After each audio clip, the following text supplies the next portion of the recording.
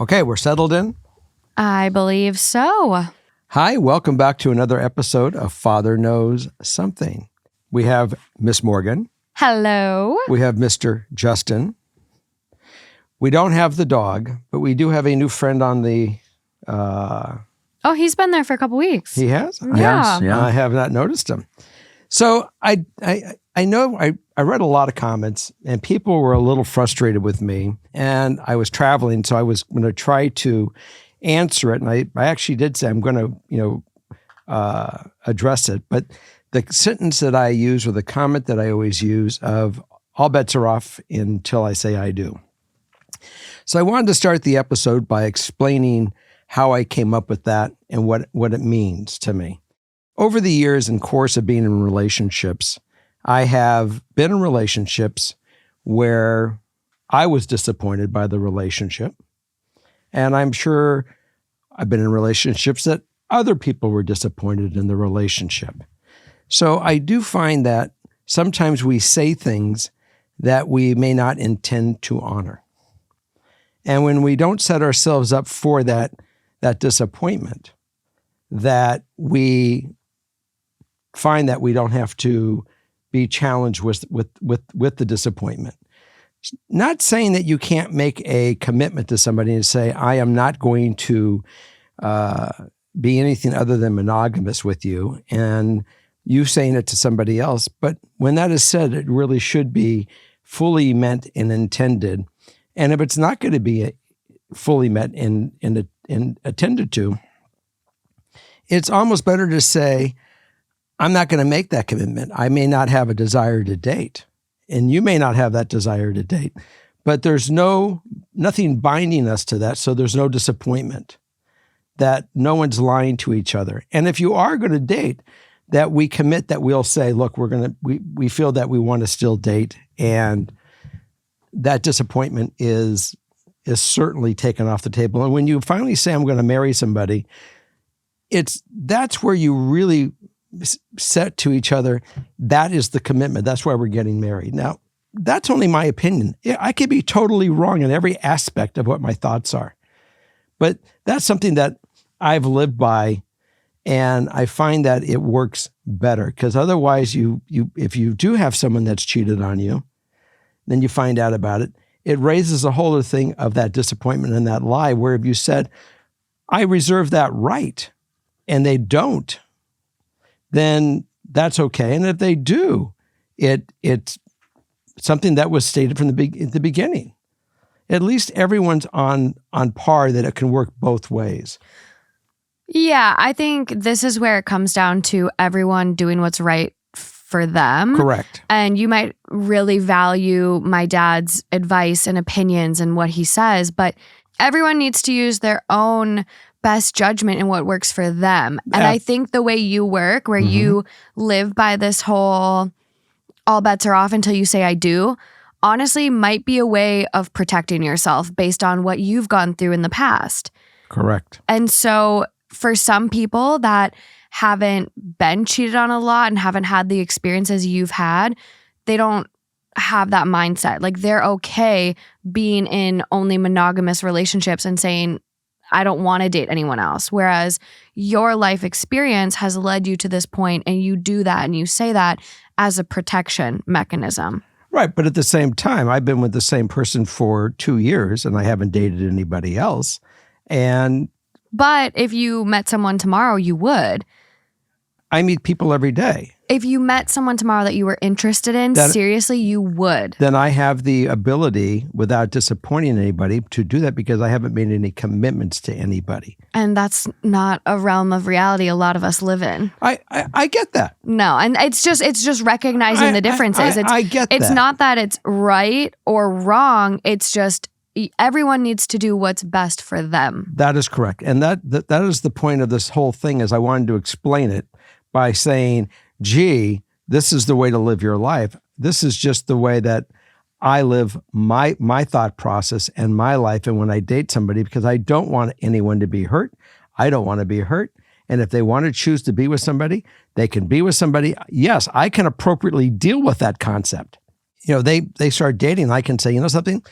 Obviously, I'm not offering something that they need. by being here every day with them or every night with them or sharing my life with them. And I can make that decision. Do I want to still work on this relationship or let this relationship go?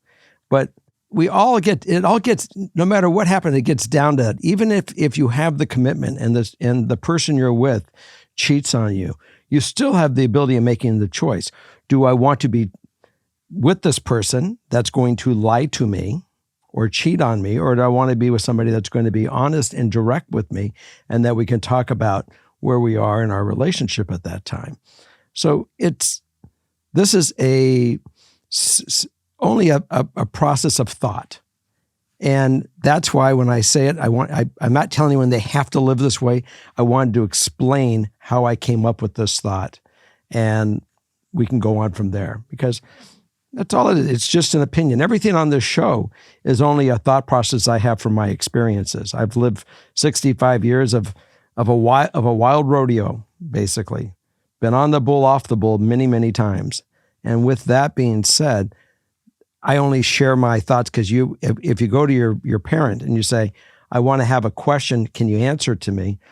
What they're going to do is give you their experience. Mm-hmm. That's where all my advice comes from for everybody here, is from my experience in just living and going through many facets of life. So if it doesn't work, that's okay.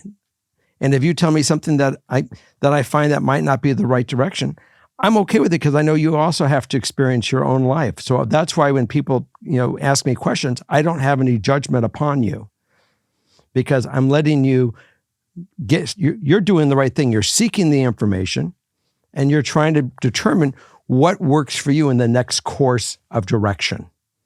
And we'll live with, and whatever that course is, we live with the outcome of it. So I hope that helped everybody, and I wanted to just get it said.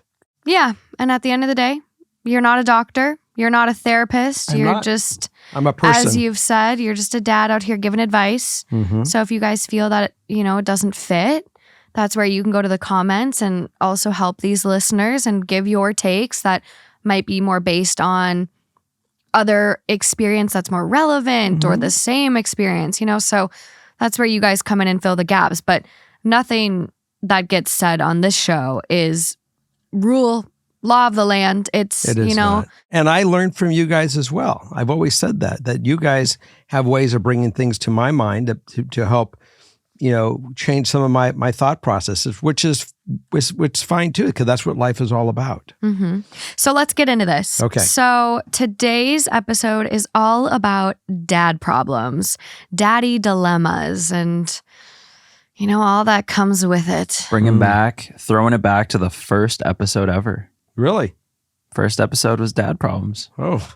But also, happy Valentine's Day, everybody. And cheers to you, single or not. We're all in this together. And we all definitely can say happy Valentine's Days and love one another. Yes. Let's get into this. Okay.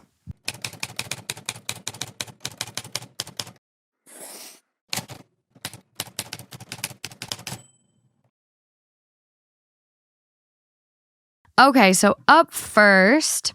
So I, 23 female, have just moved across the world with my partner, 23 male.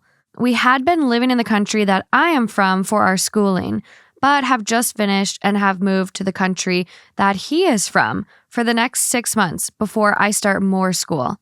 We are currently living with his parents because we are not here long enough to justify getting an apartment.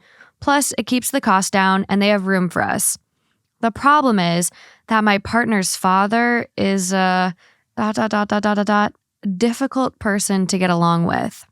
He is a strong Trump supporter, even though we are not even in the US, and is quite temperamental. My partner and I have agreed that the best course of action is probably just to not engage with him about political issues, because he wouldn't listen anyways, and it would just end up doing more harm than good.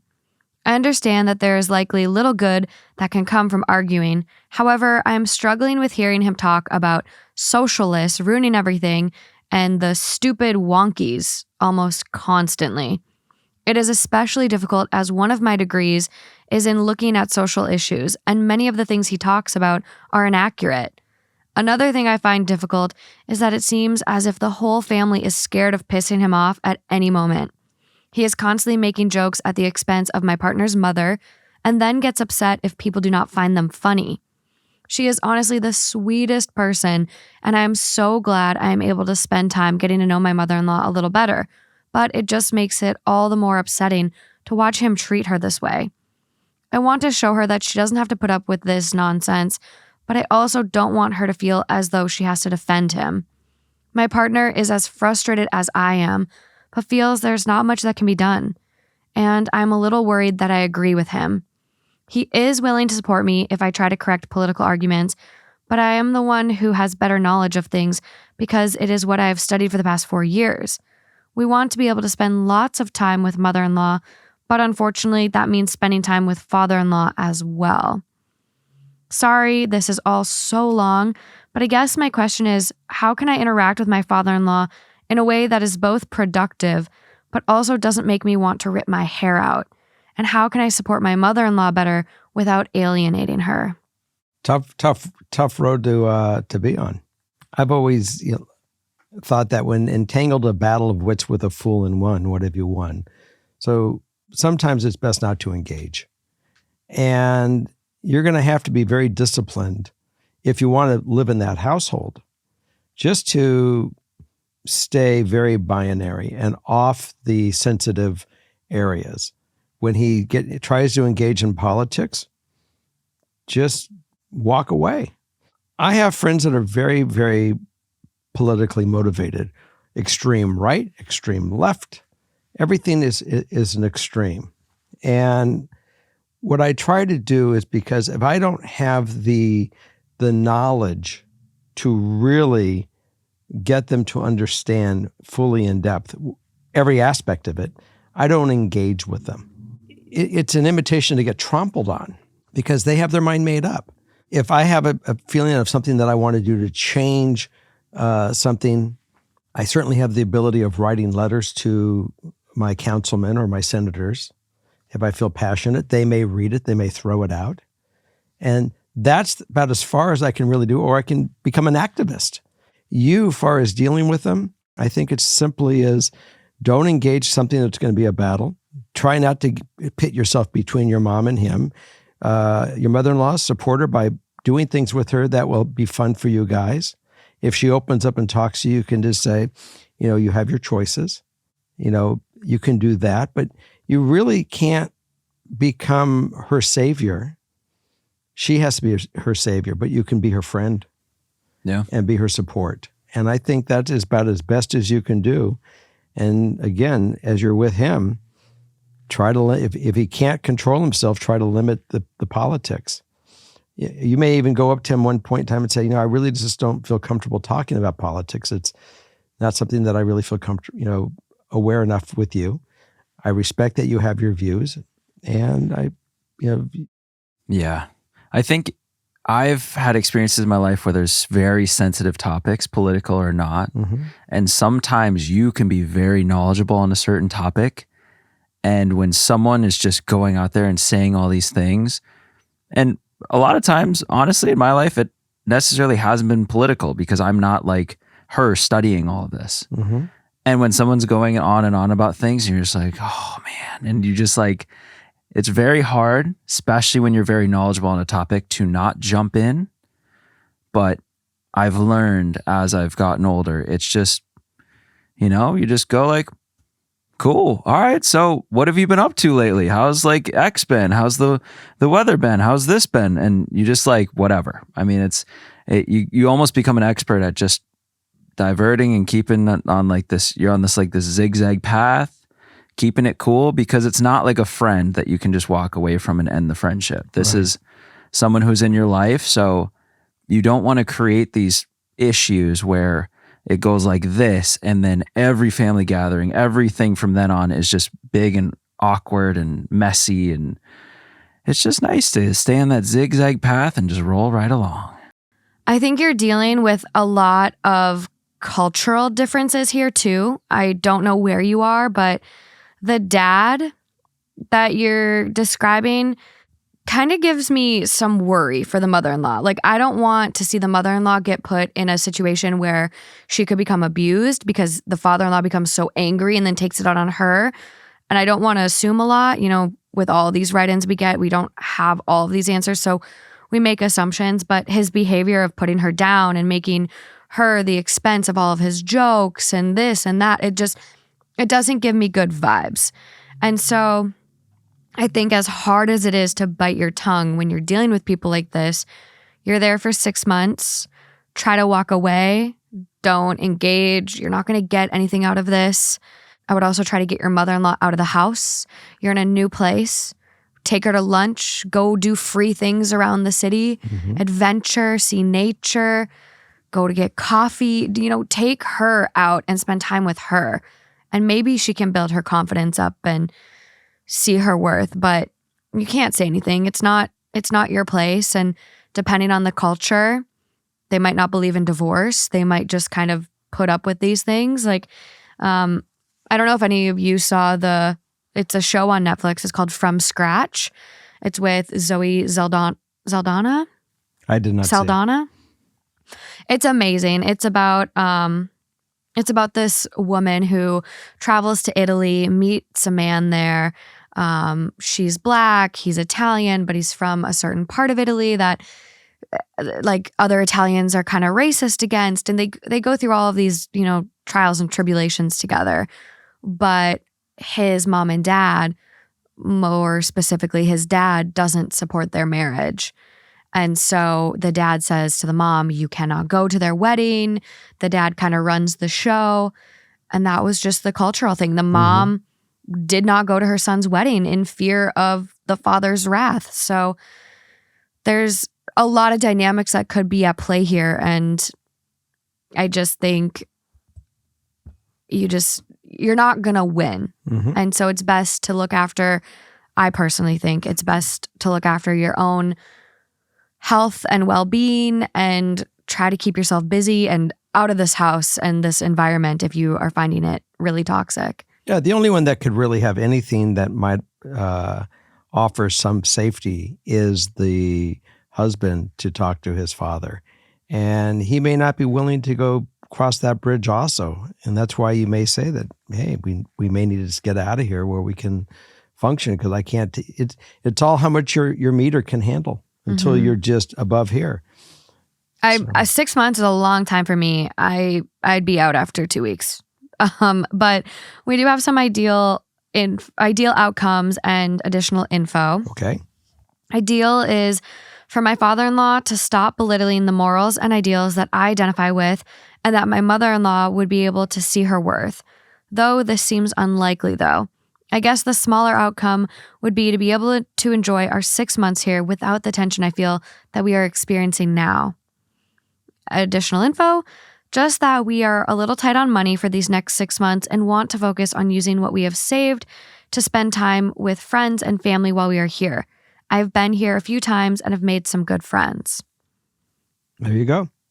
Like, given all this info, I think it would be fair that maybe you have your partner have a conversation with his dad and just be like, hey, I know you believe in this and we believe in something else.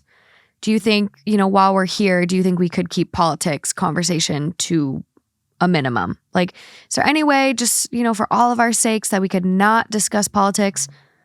And you can try to set that boundary and have that conversation. Not you, your partner, and his dad. And his father may just turn around and say, my house, my rules, you don't like it, get the fuck out. And then that's how you proceed forward and you just ignore. Don't give him the bait. He's trying to bait you. It's to get something and just don't take the bait. That's the best one I got right there. Yeah. I agree with you. Don't jump on it. Stay away from it. Religion and politics, don't go there. Keep it very, very vanilla, very benign. We had during sorority recruitment, we had this thing. It was like, don't talk about the bees, booze, the Bible, Barack, boys. And Barack was the president at the time, so it meant like politics. But it was like it was funny. Made you remember everything. But okay, moving along. Okay, up next. Hello, Jerry. I absolutely love you, Morgan, Justin, and the podcast. My problem is with my boyfriend's father. Me and my partner have been together for 4 years, and in the last year, his father has become creepy. The first instance was after we'd spent the afternoon with his parents at their house, and as we hugged goodbye, he put his hand on my bum. I tried to explain it away at the time, but when we got to the car, I told my partner. He wasn't happy, but I did think maybe his father didn't realize he had done it because it wasn't necessarily a grope, just kind of placed his hand. Another instance was I got a pair of jeans delivered to their house, and when we went to pick them up, he was insistent I go and try them on, and I could use their bedroom. He was very specific that I use their bedroom and told me where it was. I know where their bedroom was, as I've been to their house many times, but not had a need to go in there ever and haven't been in there since. I got changed in the bathroom. Me and my boyfriend also discussed this in the car afterwards and were laughing about how ridiculous it was. Then, over Christmas, we went there for lunch. Every time I walked past him, he insisted on hugging me, saying how lovely it was to see me, saying I looked beautiful. He also said after hugging me for maybe the 5th time that he was just a huggy person, but he didn't hug my partner as much, just when arriving and leaving. Or their other guests, or my partner's mom, his wife. It was only me. The most recent incident was when we were there and I needed a shower, and again, he insisted I change in their bedroom, and again told me where it is. I didn't. I went into the bathroom and changed and did everything in there, and had my boyfriend stay in the bathroom with me just in case he tried to walk in, because he could say he had forgotten I was there or something. I'm unsure how I feel about all of this. I don't know whether he is just trying to be affectionate and make me feel comfortable in their home. My boyfriend is very supportive and believes me in everything I've told him, but is letting me take the lead in how I want to handle it. But I don't know how I want to handle it. His father hasn't touched me in any way again, except for the excess hugging at Christmas. But again, is he just trying to be affectionate? I would like your opinions. When I've spoken to friends, they agree it's creepy and worry he's placed a camera somewhere. But my boyfriend said he wouldn't be that smart. So what do you guys think? Shall I even try and address it with him? Or is it innocent and I'm reading into it too much? Well, I definitely thought the same thing about the camera. Same. I was like, there's a camera in there. There's 100% a camera in that bedroom. You know, something is there that he's trying to collect something. You don't have to be smart to order a camera on Amazon.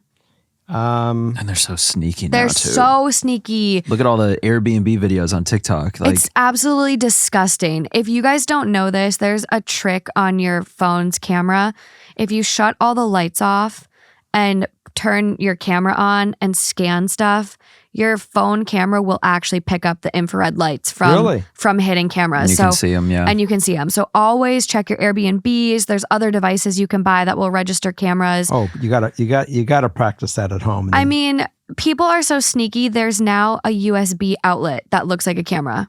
I mean, there's everything. I don't think there's an object it can't be in now. You can't trust. Yeah, You just can't. No. But And people are creepy. I would always trust your judgment, trust your instincts, and that way, you know, you can act accordingly. Yeah. I definitely get the vibe. He's getting something out of hugging you, whether that's feeling, I know you don't say, there's no genders mentioned in this one or what you identify as, but maybe he's caught like the pressure of the hug. I don't know. Like I personally hate hugging people. I hate squishing my boobs up against them. I hate people touching me. Like, this grosses me out a lot. And I definitely think he's getting something out of these hugs. Otherwise, why isn't he hugging everyone else? I've always been a huggy person. I hug guys that are friends of mine. I hug, women that are friends of mine. Give them a hug. That's it. Yeah. It doesn't go on consistently through the night, 5 and 6 times. It's weird. Yeah. well, like with people coming in our studio all the time, it generally every time if people walk in or walk out, Mm-hmm. like at the beginning or end of the session, it's usually a hugging matter, but I always generally approach with the one arm kind of side. Like I lead with that. Yeah, the respectful hug. Then if it's like, then if someone goes for the full hug, it's like, okay, cool. Like, yeah, we're like hugging is clearly just as friends. Like there's nothing here. But, if being a guy, I generally like to lead with the side hug. Like, oh, hey, like that was great and whatever. But it's this. Right. This This is a full-blown tilt. And I always say when someone, has something within their instinct that feels, look, we're not in their skin, but they certainly feel a little, compromised. So I would certainly, respect that. Well, okay. So going forward, do you find it is their place to confront their father-in-law, or do you feel that, their partner should be the one kind of playing buffer? Or like, how would you manage this going forward? I think that I really would say that it might be their choice to say something. If the guy, the father-in-law comes and gives an excessive hug, and say, I'm really not comfortable with all our hugs. I mean, I just wasn't raised that way. I'm okay with a hug, but anything over that gets to put me in an uncomfort zone. And if you could respect the fact that I just feel uncomfortable for now, just ease back a little bit. Well, I think it could be her and the boyfriend, because I think what I took from the end is like, boyfriend is ready to proceed in whichever way I see fit. Yeah. Which doesn't necessarily mean boyfriend's being like, you go take care of this. This is your problem. I see it more as boyfriend's on standby. You make the choice. If you want us to go talk, to bring this up, I'm game. That's what I'm reading in for the boyfriend. So I think I wouldn't fall into the thought that this is all just happenstance. It seems too much for it to be that, with the bedroom thing and the changing and the ask, like touch, not grab, but touch, whatever. And then the hug. It's definitely hitting what you're saying is like your gut. What happens if the person, if they would go into the bathroom, do your cell phone thing, turn off the light, see if your cell phone picks up any of the infrared, and then has a real argument to come back and say, what the fuck is this? I mean, the thing is, that's what's tricky, because it's not necessarily the bathroom, because he's not pointing out the bathroom. He's saying the bedroom. And it's like, sure, you could have your boyfriend sneak off and go like use his phone in their bedroom to look for a camera, but they'll turn around and be like, oh, we didn't want to bring that up, but that's just, that's for us. That's something like, we as a couple are into. And that's for the dog. Exactly. You can we love watching the dog when we're at work. It's security. So really, because it's the bedroom play, it's like, you're not going to get anything. But honestly, I wouldn't be surprised if there's cameras in the bathroom too. There could be, for sure. I wouldn't be comfortable, honestly, in this house with this vibe. Like personally, I would be weirded out and I'd be checking all of this stuff. I think it's weird. I don't know what parent or in-law would insist so aggressively to use their bedroom. Yeah, that's like interesting. When there's a perfectly good guest bath and bathroom. I got a question. Do all these cameras have infrared or not all of them? I'm not sure. That would require further research. That is yeah. So it may not even have. But there's infrared. a device. There is a device that like you can scan. You can order off Amazon and it scans for like the frequency or whatever really? They emit. So crazy we've gotten to there, like to this as a society. It's disgusting. Wherever you stay, even hotels, like now. Oh my gosh. The mirror in your hotel room you can't trust. You can't, mirrors in dressing rooms. Well, and the thing is like, it's not necessarily, I'm not going to throw out brands, but you go to any nice hotel or not, there's no telling that, like certainly it's probably not, more likely not the manager or the owner. It could be like the employee that's just on that day. Right. And they just or the person that was in that room before. Yeah. They installed the camera and then they're going to come back. Like, yeah, there's so many videos I've seen on TikTok of people that leave stuff in hotel rooms on purpose to then come back and see if it's still there. Like they'll like to see if the bed's clean. But I saw another video of this couple that was, I think they were at like a Best Western, and they were flipping through the channels, and they got to one channel and it was a camera aimed at a toilet. And, I saw that too. And the manager comes to their room, can't figure out where this camera feed is coming from. It's not supposed to be on their TV.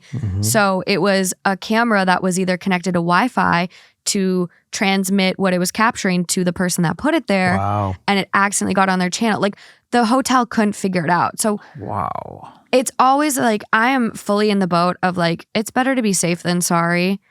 And your privacy, it's weird. The fact that you ordered jeans and he's like, go try them on. Let's see what they look like.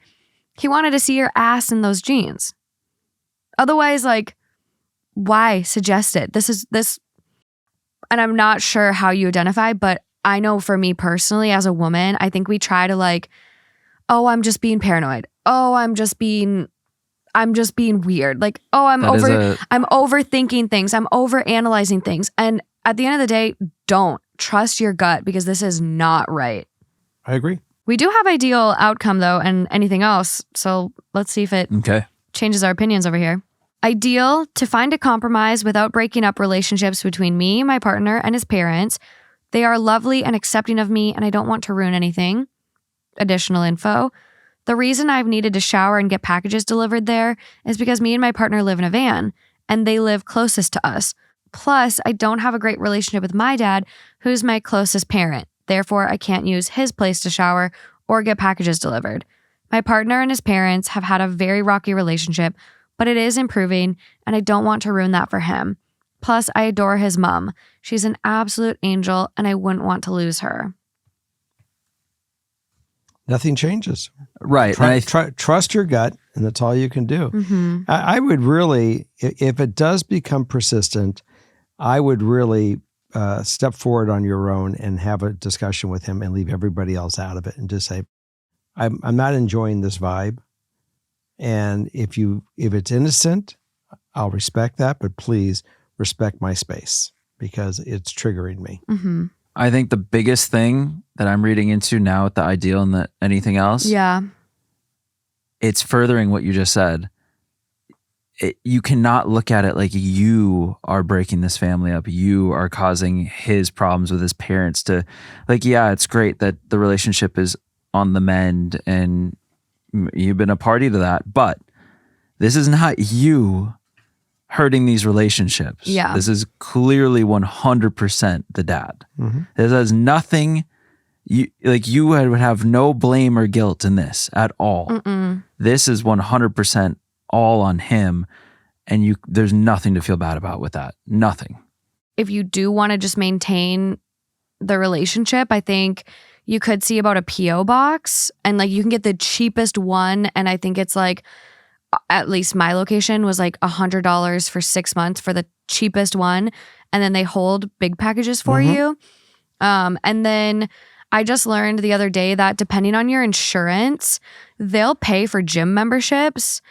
And granted, okay, public gym versus your partner's parents' house, like which one's going to be feeling the best? But taking the shower at the gym. I mean, there's a lot of options. If you do find that instead of rocking the boat and confronting him, you just want to like keep the peace and like pursue other means of like these things. And plus, depending on the gym, like they could have locations all over. Yeah. So if you're traveling in your van, it might be a great way to like always have facilities you can use. But van life, that sounds really fun. Oh, something, I'm so all over the place today with my ADD. But I was going to say too, the next time he brings up using their bedroom, I would just put your foot down in that moment and say, hey, I'm not comfortable using your bathroom. That's your private space. I'm totally fine in the guest bath. That's what I'm going to use. Thank you for the offer though. And just go shut it down. And check for cameras. Send Definitely check for send cameras. your That does send a just a very minimal message because he would be caught off guard. If you're like, no, I'm more comfortable using, like it would be like, I mean, it starts to put this ball in motion where things are either going to reveal themselves or get a lot weirder. Well, and if he's just being nice, like in the off chance he is just being nice and isn't good with social cues and personal boundaries, he might just be like, oh, well, our bathroom is nicer. It's just use ours. And it's like, no, I'm more comfortable with this one. It's like, okay, that's all right. Yep. If he's truly just being nice, there won't be an issue. And then maybe the next time he won't suggest it. Exactly. So I think it would be a good way to like feel things out. I'm with you. Okay, moving along. Hi, Jerry. I love this podcast and Morgan over on Two Hot Takes as well, and everyone else in between. Justin. I'm having trouble with my mom and her new partner. My mom, 48 female, and her new partner, 48 male, are getting married in April of 2023. I'm having a lot of trouble accepting it, as she is only with him because my father died in a car accident almost 2 years ago now.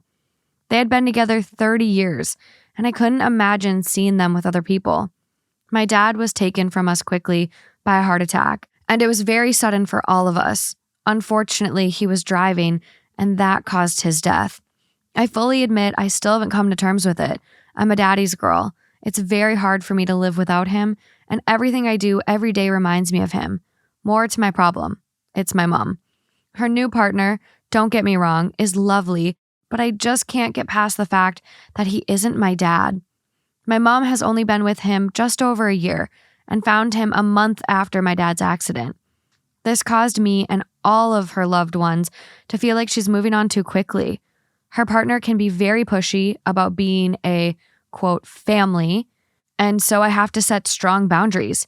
He is not my stepdad, never will be, and he knows that, yet he still tries to call me his daughter. I have a dad. I have no interest in having another one. I'm just having so many mixed feelings about my mother and him because I feel like she's jumping into it too quickly and may regret it later. She pretty much looks after him. He doesn't cook or clean. He does have a job and lots of money, which is also why we think mom jumped so quickly. We've never been poor, but we weren't exactly ever well off. Now, mom doesn't have to worry about her finances at all. I need help with accepting that this is her life now, but how do I do this? She won't mention my dad anymore, and anytime I bring him up, it is met with silence or a change of the subject. Ideal outcome: please help me understand how to be happy for my mom without completely losing my respect for her. Everything she's choosing to do is out of character. I just want to be happy for her without feeling like a horrible person for not liking her partner. Additional info: I am a 21-year-old female and have a partner, 21 male. We've been together 6 years, and my dad was very close to him as well. He also struggles with the concept of my mom being with someone else. We live 2.5 hours away from them, but they come to visit often. I don't ever get to see my mom without him anymore, and it's getting harder and harder for me to cope.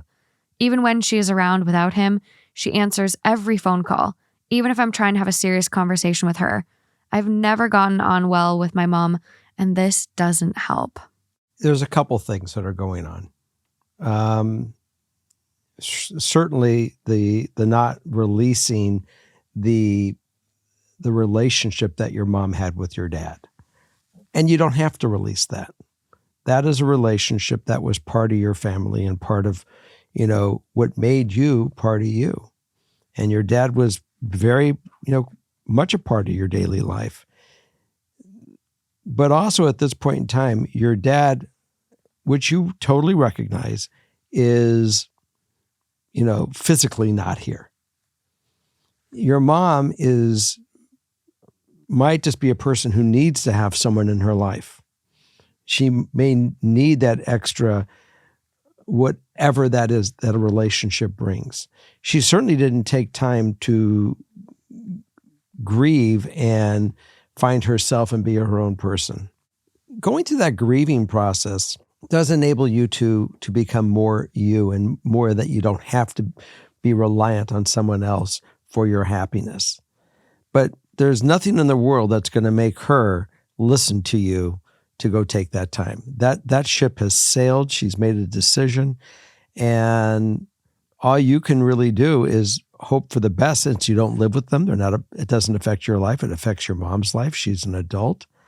You just have to support her in her decision to say, Mom, if you found a guy you like to spend time with and that you want to give love to, and that whatever love that he's able to give you back, it works for you, that's okay. I want to make it clear to him, if you can help me, if I'm going to try to make it clear to him on my own, that I respect the love that he has for you. And I respect the fact that you have love for him. So you feel, but I'll accept him as a person in your life, but he's got to really realize that I did have a father, and he's not, because he's your husband, doesn't make him my dad. I want to get to know him. I'd like to be able to like him, as we go forward and spend more time with him. And hopefully as we are a family, hopefully I can recognize him and learn to appreciate him as the man in your life, that he treats you with love and care and respect. And that's really where you need to be at this point in time. You're 21 years old. You've just lost your dad. That's a whole different gig. He's been the only man in your life. He was your hero. It was his shoulders that you were bouncing on. I get that fully. For whatever reason, the universe has brought this new chapter to you. So I would hope that you will engage in the new chapter with an open heart and understanding where your mom is. And I'm glad that you have your boyfriend and that he's been in your life for 6 years, and you guys loved your dad together, that he was also very close to him. But cut your mom some slack on this one. This is her mistake to make, and you can't stop her from making the mistake, or maybe that's the wrong word, or her success. This is her next chapter. And the chapter may work out to be great, and the chapter may work out to be a failure. We just don't know. She may find out she didn't get what she was looking for. But that's up to her to figure out, and for you just to be there and be a loving daughter to support her, whatever that choice is. No different than she's a mom to support your choices and decisions. That's what we do as a family. We may not always agree, but we have to respect that we're now at the age that we are going to make our own choices and take our own direction. So that's what I'm hoping that you'll do. But certainly have the discussion with him and not be bitter when you say it. Just say, I would appreciate it, because it triggers me when you say that. And if you go to somebody and tell, with any kind of compassion or intelligence, and you say, or a combination thereof, and say, please don't do that, because it in my mind, you are really trying to be a replacement, and there is no replacing of that man. That man will always be my father. And you are someone that loves my mother and cares for my mom, and I respect that. And I hope that you guys are able to grow in your relationship. That's my thoughts. Yeah, that's a good way to set the boundary for sure. Because I think that would be the most annoying part to me. I think from your mom's point of view, she's probably, after 30 years, she's probably going through something that is not being shown. I think there's so much that she just instantly pushed down and is ignoring and didn't confront, didn't go through the grief. So that's an element in this. The other thing that I think plays into that mostly stuck out from this, right? And for me, is the fact that you literally cannot bring up your dad.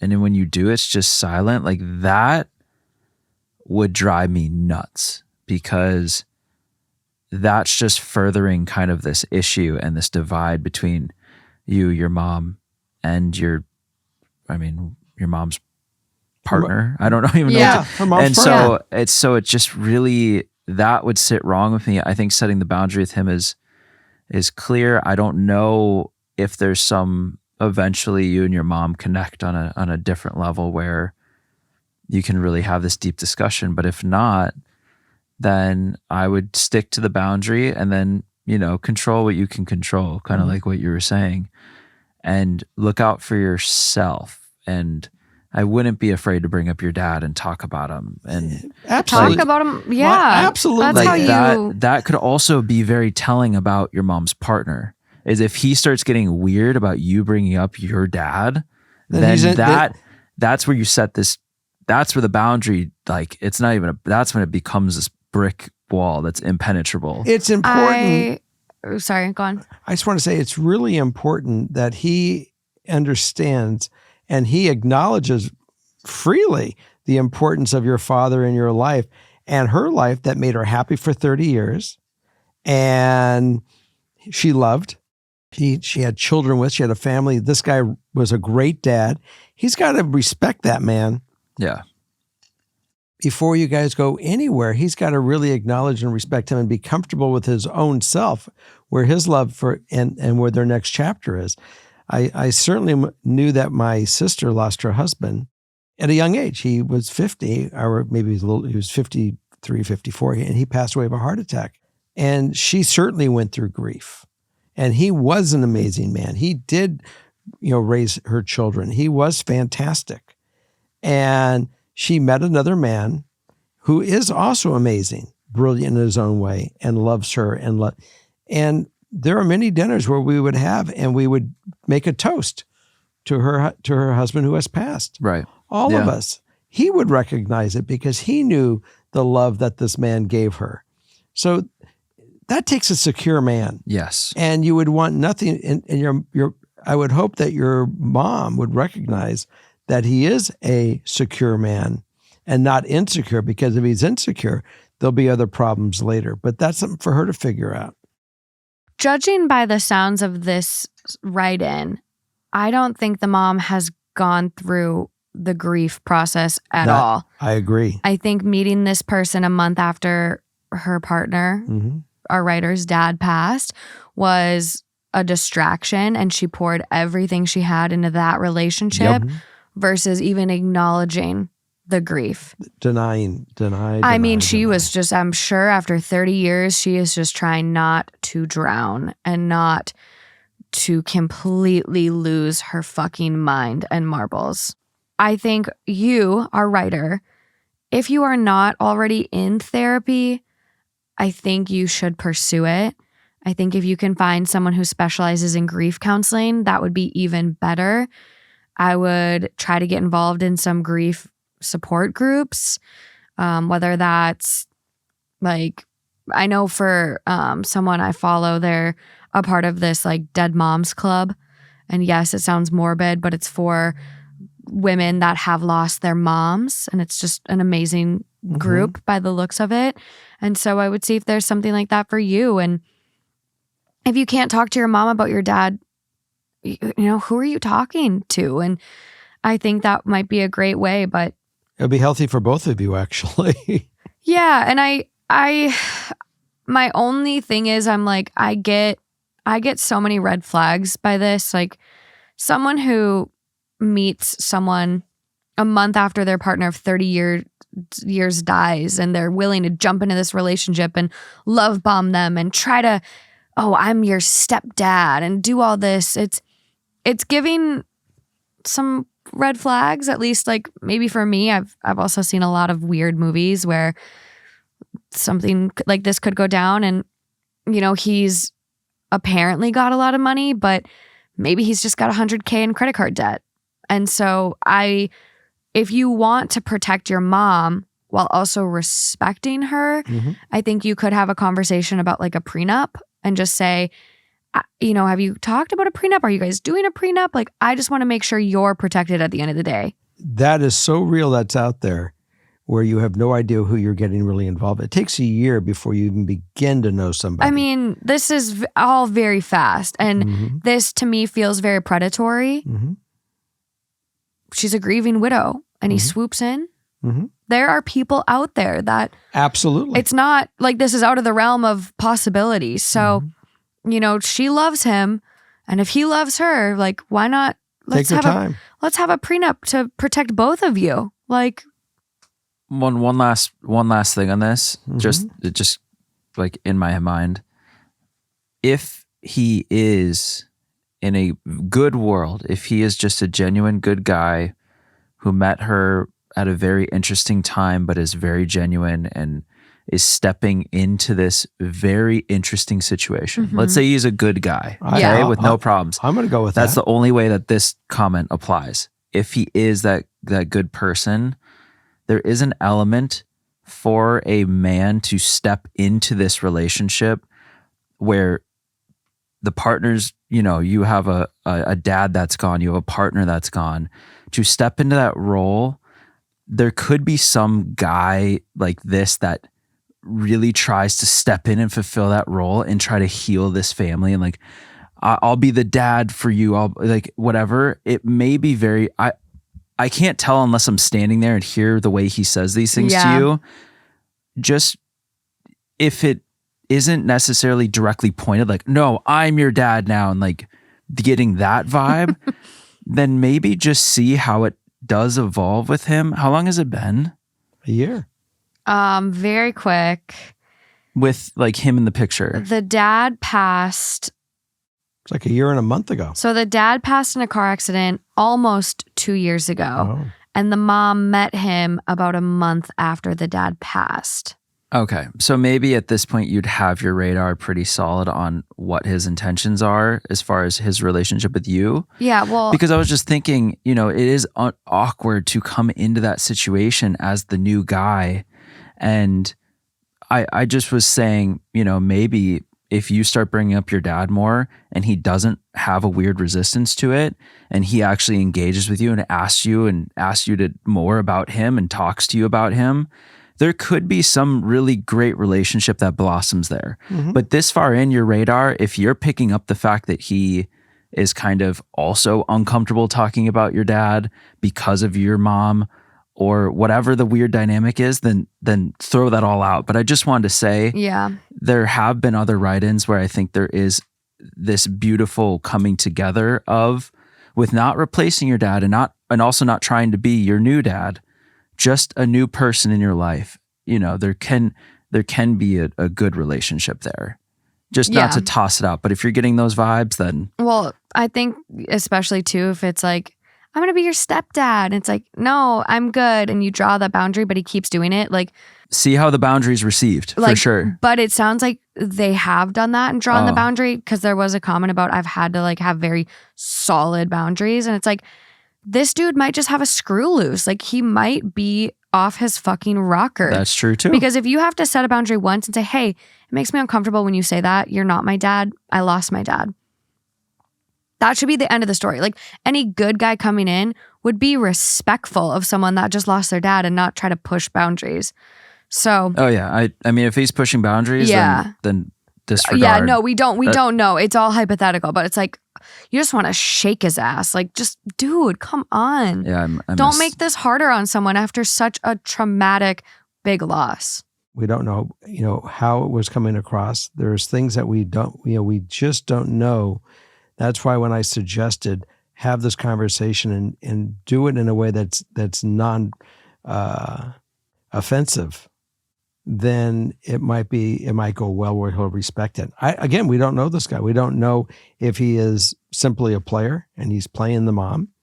2 years, after 2 years of being with someone, you have an idea if they have money, if they don't have money, if they're using the mom's money, if, she's trying to, buy him cars and do things that typically he would be doing on his own. We have no idea what's going on in this area.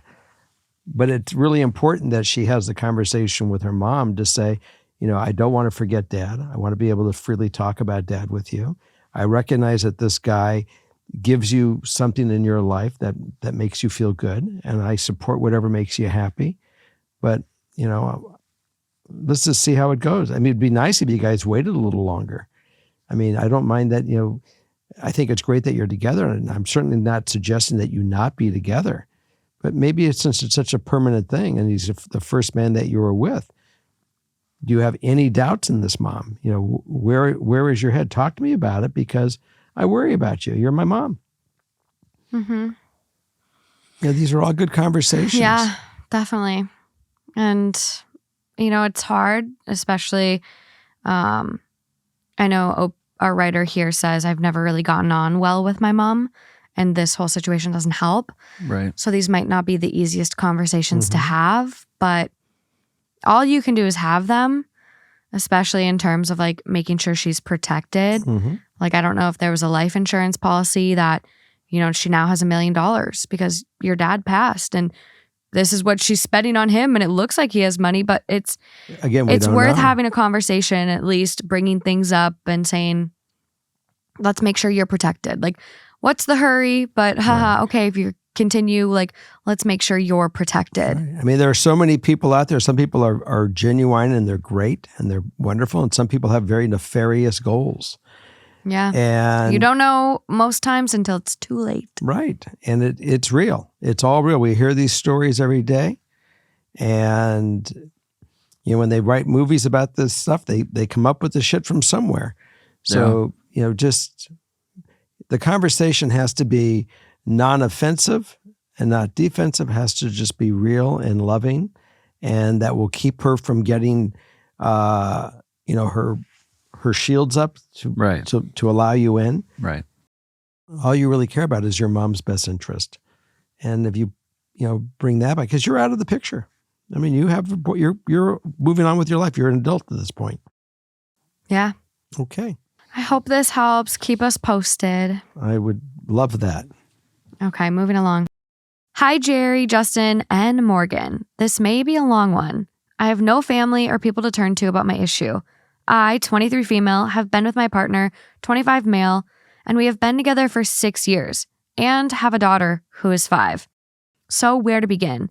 I come from a single mom home and he comes from a 2-parent household who lived a pretty good life. I always had to work for what I have, and on the other hand, he's never had to. So here comes the issue. The first 3 years of our daughter's life, he didn't work, and I picked up the slack and worked my ass off, making sure we were taking care of everything and paying for everything while also constantly in battles with his family. And after time, I fell out of love with him, but stayed for who knows what reason. I don't know how to let him go, because if I do, he has nowhere to go, and I feel as if he would walk out of our daughter's life. But I'm in a really bad place mentally, and he is a good father sometimes. He does choose his game over us more than anything, and I could go on and on about what he does that's not right, but we would be here forever. I do give him chance after chance, but he's not showing any improvement. Oh, and yes, he does work now, but is barely bringing in any income to help us live. And this is by choice. He can get any job paying more in his career field, electrician, but chooses not to because he has too much work, so I pick up all of the slack and work long hours and days. I'm sorry for rambling. I just need advice on how to go about letting go of the father of my child, who I basically grew up with, and not being the family I always dreamed of. Well, it sounds like she lost respect for him for the lack of work and what was going on. So when she lost respect, she lost her love for him. It would be different if he was really trying to jump in and try to participate and help. And that is, something that goes on in real life. So saying that you're on your own, if you're not in love with them, I would say goodbye. I mean, this isn't your responsibility at this point in time. What do you see? I see someone who is already a single parent. It's really hard to be in a relationship with someone who has no problem letting you tread water and drown. Like, you were working for the first 3 years of your daughter's life. You were working, carrying the team, carrying not only yourself, but a baby and a partner, and you had no help for 3 years. I understand stints of unemployment and mental health issues and all that, but 3 years is a long time to watch your partner struggle and not step up and help and be a better partner and parent. And so I completely understand falling out of love with him. I would too, after someone that I love watched me struggle for 3 years. Mm-hmm. I'm sure there's a lot of resentment and other feelings, but I think as hard as it is, you got to go. If you're finding it's not healthy or conducive to you being happy, it's okay to leave. And he might not walk out of your kid's life. I don't think that's, necessarily guaranteed. Do you think it would wake him up? I'm not sure. I think maybe. It's tough to say. So, I mean, at this point in time, you bring it to the part where he has to go function. It kicks him into gear. It might turn him around. Being an electrician, he can make a wonderful living being an electrician. Seems like she's kind of been there, done that a little bit. And I think she's just it almost to me feels like she's just holding on for the wrong reasons. Oh, yeah. I mean, I don't think there's any question that to certainly take the space. He's on his own. Let him go figure it out. Doesn't mean that you're waiting for him. Go on with your life. But I guarantee you, he is going to wake up when he's on his own. He's never had to be on his own. And I can't understand why she was dealing with a problem with his family. And they were on her. Why she's supporting the nut, unless they were trying to tell her, get him out of there, make him work. And we don't know really what was coming back from them on that conversation. Well, we do have an ideal outcome and additional info. The additional info kind of does speak a little to that, just kind of saying lots of trauma with his family, and there's been physical fights between them. Between? The boyfriend and his family. I see. Like the boyfriend fighting physically with his family. So ideal outcome is to be able to finally let go of him and create a better life for my daughter. Well, she has all the power for that because she obviously has no problem making money to support what she has to do. I mean, as far as babies, I don't know if the husband was watching the child while she was at work. We don't know what was going on there with, and if there's other ways of who's going to help in that case that she'll have to figure out or organize. But there's no doubt that her life will turn around if she makes him go on his own, makes the separation, goes on with her life. And I would never put it past the fact that he would wake up and try to get her back. Yeah, well, and I do have a lot of respect for her in the sense that she had her child in mind. She had her future and the dream of the relationship. She held on to that. She stuck it out to see if it would change. Absolutely. And I do respect that instead of just like initially when things change, like you were saying, you understand periods of unemployment, but when you really see someone's lack of effort, lack of, I'm assuming lack of relationship, you fall out of love and that goes on for long enough. I think this decision has been made. It sounds like you've already made this decision. And I think you will be much, much happier. I mean, just imagine, it's tricky going through divorce, especially with a child, but imagine a partner that cares and loves and supports you and is grinding. I mean, it sounds like you want someone who's inspired and driven and still can do all the family stuff, still can be a big part of your relationship. And it's out there and you'll find that person. I think you'll just look back and think, I gave it the best shot I could. It didn't work out, and now I gotta find, happiness for myself and for my daughter. Yeah, she's trying to build a family, a mechanically working family with all the trimmings, and she's not getting that with him. Yeah, well, especially when you choose your game over your family. Yeah. Well, and he's not, he's not incompetent. He's been able to go to a trade school and become an electrician, which takes a certain amount of dedication, intelligence, all of these things. But he chooses not to because he chooses not to work more because it's just too much work. So our writer picks up all the slack. So I don't know, call it he's been enabled so long from a family that's well off or whatever, it is. So I think this might be the putting your foot down that he needs to wake up. I don't know if anything else has been tried, but it's not worth it. I think, like you said, Justin, she's really stuck it out and put in the work to see if things can turn around and work. And I think something, at least like that I can relate to, is like growing up in a single mom home. There's kind of this pressure to do things the right way, like air quotes on right, where you get married and then you have kids and you're not a single parent and this and that and that. And it's like, here we are, like here I am, like just because you're raised by a single parent doesn't mean, you know, your kid's getting any less love or stability or, you know, things like that. So I think your ideal outcome where you say create a better life for my daughter, you're going to do that by creating a better life for yourself, where your daughter gets to see you happy and healthy and whole. That's it in a nutshell. And I will definitely say when he is put basically out on the street, he will get his act together to go find a place. He has no choice, but he will. I mean, he may go back to his parents' house and they may enable him for that same behavior. And they may say, sorry, you have a son or a daughter and you have to go be a parent. Hopefully. Yeah. And I think there's a way to amicably do this where you say, hey, I want to be done, but obviously we should take the next 3 months. You get your own place and I'm not going to kick you out, but it's time. Yeah. This just isn't working. And you transition it in a way that's going to be easy and healthy for your kid.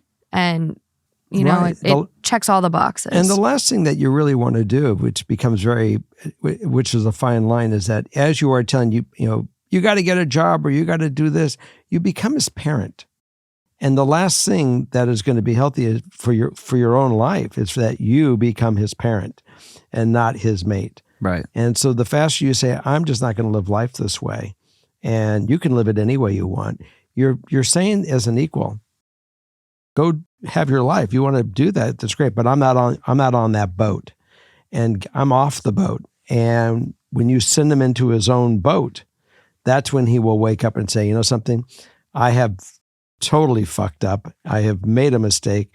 And hopefully he'll do this and he'll grow from it and really dial himself and start putting the hours and finding what that responsibility is, where you then are able to build a life and friends and a home where it's not about playing games, you know, coming home and turning the TV off and doing video games, but really coming home, building a life with you, being a part of the function of the house, of the home, of the family, and also bringing friends and other involvement in your lives on a positive level. Yeah. And I also think, you know, just because he wakes up, it doesn't mean he needs to wake up for you. Like you can still move on and he can wake up for himself and being a better dad and a partner to the next person because, you know, the reality is the feelings might be gone and they're gone. Right. I'm with you. So yeah, I think there's a lot of happiness to be had, and it's just getting over that initial hump of saying goodbye to the life you thought you were going to have and really wanted. And it's kind of grieving. You grieve that. It's tough to move on. Well, it is. There is a certain time of grief that will go through this because it's the death of that relationship. And there will be that cycle. Yeah. Okay. Well, that's all I have. Okay. Well, thanks so much for watching us. And are we doing a Patreon? We're off to Patreon. So we hope to have you join us on Patreon. And if you are new to the show and you're catching up, don't forget to press the subscribe button. And have a great week. And we'll see you next week. And let us know about your Valentines when you do your write-ins. Yeah. Okay.